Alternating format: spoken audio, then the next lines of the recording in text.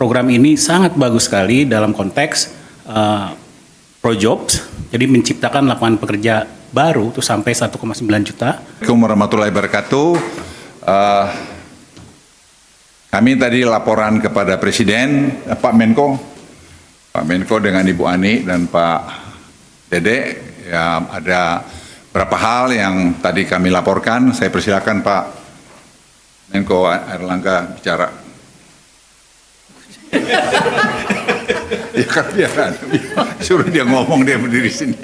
Enggak ngomong kok. Siap.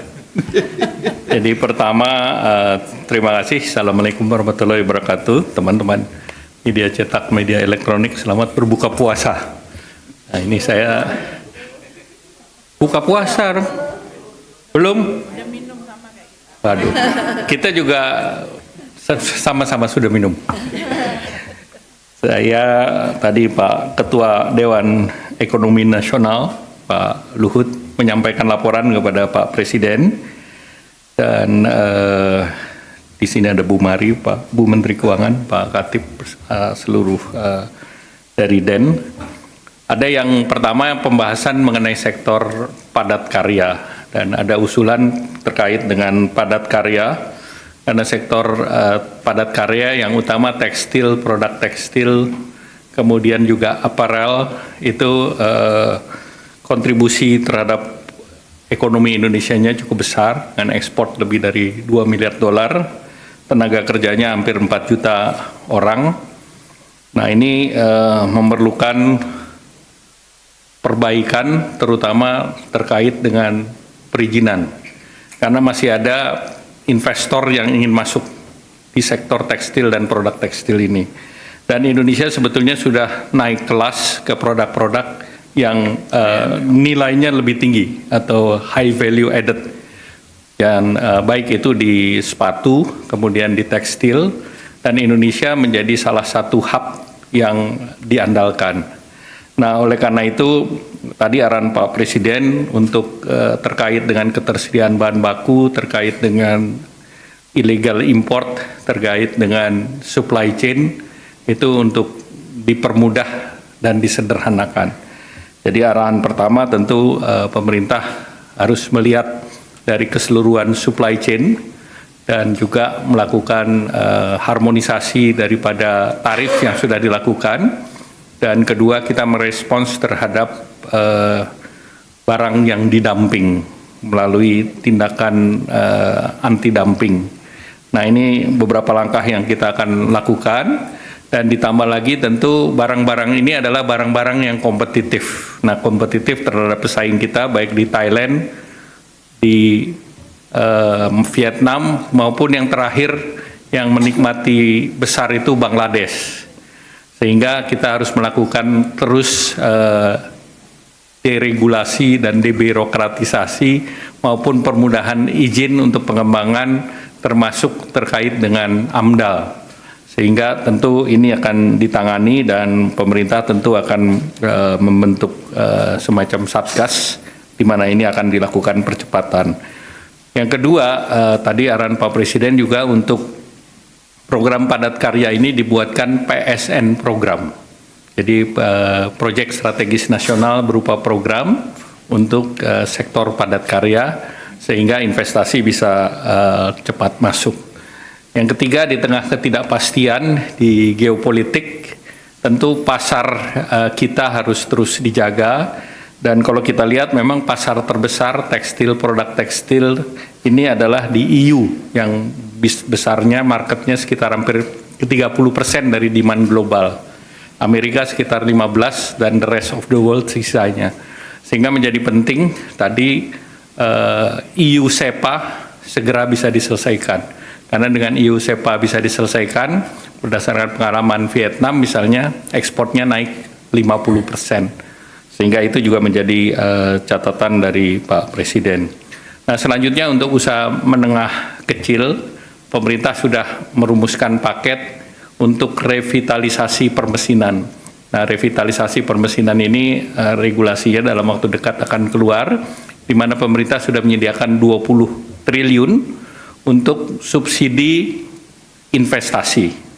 Karena kalau tidak mesinnya tidak diperbaiki, daya saing baik dari penggunaan energi maupun produksi, speednya akan lebih lambat. Oleh karena itu, pemerintah sudah siapkan kredit investasi untuk sektor padat karya, tekstil, produk tekstil, sepatu, makanan minuman, furniture, kulit, itu bisa menggunakan skim itu untuk 8 tahun, dan bunganya disubsidi sebesar 5% oleh pemerintah. Jadi berapapun kredit investasi perbankan, pemerintah potong 5%. Nah, selanjutnya tentu kita berharap bahwa dengan sektor padat karya ini bisa ditangani dengan baik. Kita berharap lapangan kerja bisa tercipta, dan kita menargetkan dengan sesudah EU SEPA ini diharapkan industri ini akan kembali bergeliat. Selanjutnya kami kembalikan Pak Ketua Den. Tadi Presiden sudah memberikan instruksi untuk kita melakukan deregulasi di banyak hal. Jadi seperti tadi dilaporkan Pak Dede, pada tahun 80-an pemerintah juga pernah melakukan itu. Itu bisa meningkatkan ekspor kita sampai 20%. Dan sekarang kita kerjakan dan sudah mulai tim dari tempat Pak Erlangga dan tempat Den itu bekerja sama untuk menyiapkan masalah deregulasi ini. Saya kira ini perintah yang jelas dan akan ditindaklanjutin minggu depan ini, ratas untuk itu, sehingga dengan demikian bisa segera diumumkan langkah-langkah. Artinya tidak ada akan mengurangi rekomendasi-rekomendasi yang itu menjadi penghambat terhadap industri-industri yang mau masuk ke Indonesia. Seperti tadi misalnya TPT tadi, sepatu garment tadi, itu bisa menciptakan mungkin beberapa ratus ribu lapangan kerja dalam beberapa waktu ke depan, karena mereka tuh semua siap. Itu yang tadi bisa. Terus apa lagi, Dek? Udah. Mari.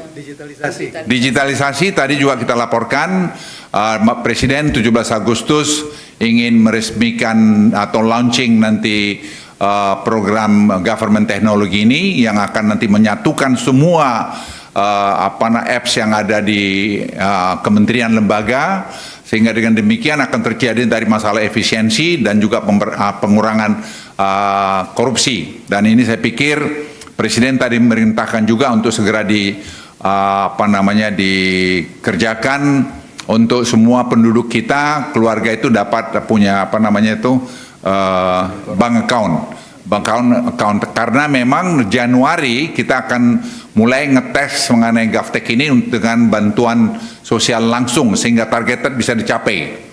Dan ini saya kira kita sudah menghitung bisa berapa besar yang kita hemat, mungkin bisa hemat sampai 100 triliun, dan seterusnya nanti secara bertahap itu akan bisa dicapai. Angka-angkanya nanti saya kira bisa diberitahu kemudian. Tapi studi dan pekerjaan ini mengintegrasikan ini semua sudah dilakukan. Presiden tadi malah memberikan sebelum selesai akan menemui anak-anak muda Indonesia yang berjumlah 300 orang yang menyiapkan tadi government teknologi ini, dan juga ada 185 guru-guru gasing yang dari seluruh Indonesia untuk bertemu dengan Presiden, lagi diatur oleh Sekap. Waktunya kita mungkin melihat Sabtu atau Minggu atau Senin untuk Presiden memberikan arahan pada mereka atau apresiasi terhadap guru-guru ini. Saya kira itu. Apa yang saya lupa lagi, Mar? MBG tadi juga dilaporkan oleh Profesor Arif, karena Arif ahli kemiskinan. Kita semua terperangah juga melihat bahwa dampak MBG ini memang luar biasa kepada pertumbuhan ekonomi, lapangan kerja, terus ekosistem yang terbangun dari ekonomi dan seterusnya. Dan ini dan penurunan kemiskinan. Kamu ngomong lagi lengkap lah. Arif lu yang ngomong, ahli. Ini Profesor Arif adalah ahli kemiskinan Indonesia yang jarang kita dengar dari Presiden, mengagumi tadi apa yang beliau sampaikan. Silakan angka-angkanya, Arif, lu ngomong. Saya rasa kami dari Den menyampaikan kajian tentang potensi dari dampak MBG ini terhadap penyerapan tenaga kerja, juga kemiskinan. Jadi intinya program ini sangat bagus sekali dalam konteks Projobs, jadi menciptakan lapangan pekerja baru itu sampai 1,9 juta. Lalu kemudian Propur, jadi kemiskinan itu bisa berkurang sampai menjadi 5,8% kalau ini roll out-nya benar. Ketimpangan juga akan sangat berkurang. Teman-teman bayangin aja ya, kalau 3 orang anak, satu keluarga punya 3 orang anak, itu dia dapat per bulannya bisa dapat 600.000 dari MBG. PKH aja itu sekitar 200-an ribu, BPNT aja 200-an ribu. Jadi sangat tidak mungkin ini tidak besar impaknya. Semua paham itu, cuman kita melakukan kajian secara kuantitatif. Nah, tapi poinnya adalah karena ini sangat progresif, maka kita harus pastikan roll out-nya berjalan dengan baik. Gitu. Salah satu yang kita usulkan, itu adalah kita segera melakukan business process review, lalu audit rutin oleh BPKP. Itu pertama. Yang kedua, memberikan ruang untuk peran serta masyarakat agar bisa melakukan monitoring, karena sense of belonging-nya tinggi. Lalu yang terakhir, jangan sampai ada kebocoran-kebocoran terkait bahan-bahan yang kalau tidak perlu diimport, nggak usah diimport. Nah, ini akan membuat rantai pasoknya betul-betul terjaga, sehingga impaknya betul-betul seperti yang diharapkan. Tapi sekali lagi intinya, ini mari kita jaga bersama, karena ini flagship kita, flagship bangsa ini. Mungkin itu aja dari saya. Saya mau tambahkan lagi, kita ternyata selama 20 tahun itu surplus telur ayam. Dan selama 20 tahun kita juga surplus ikan, ayam, bukan ikan ayam, ayam. Jadi daging ayam. Jadi dengan tadi program ini itu semua terserap akan jadi menggerakkan ekonomi juga dalam telur dan bidang juga tadi ayam. Ini baru kita tahu setelah jalan nih, jujur. Jadi setelah Pak Prof. Arif itu melakukan studi dengan tim melihat ke bawah, dan kami sepakat tadi dengan Bappenas dan juga Badan Gizi untuk bersama-sama melakukan pengawasan sini. Misalnya bikin tray-nya itu tray-nya itu tidak boleh diimpor, suruh bikin lokal. Karena itu kita lihat masih ada buatan luar. Jadi semua kita harus satu padu untuk melakukan pengawasan. Presiden tadi minta ini. Jadi Presiden tadi saya pikir memberikan instruksi yang sangat jelas dan sangat baik mengenai tadi masalah deregulasi. Karena deregulasi ini akan mengurangi korupsi, akan membuat lebih efisien dan akan membangun ekosistem perekonomian kita lebih bagus. Itu saya kira dari saya. Masih ada lagi, Dek? Cukup, Pak. Cukup. Saya kira Terima kasih. terima kasih. Wassalamualaikum warahmatullahi wabarakatuh.